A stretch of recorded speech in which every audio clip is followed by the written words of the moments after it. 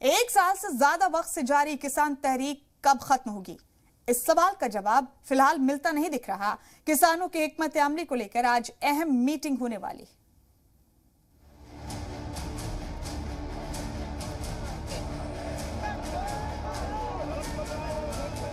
पूरे देश को ये बताने आया हूं कि हमने 3 कृषि कानूनों को वापस लेने का, रिपील करने का निर्णय लिया है।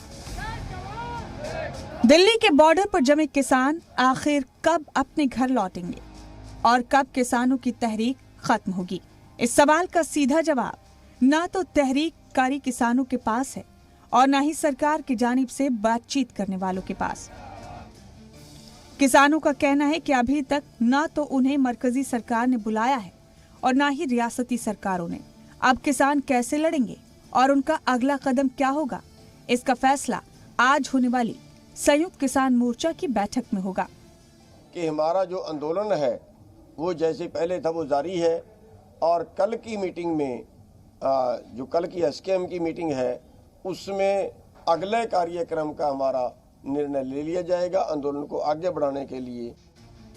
मरकजी सरकार अपने वादे के मुताबिक 3 ज़राई कवानीन को वापस ले चुकी है। पराली जलाने से मुतालिक किसानों की मांग भी मान ली गई है।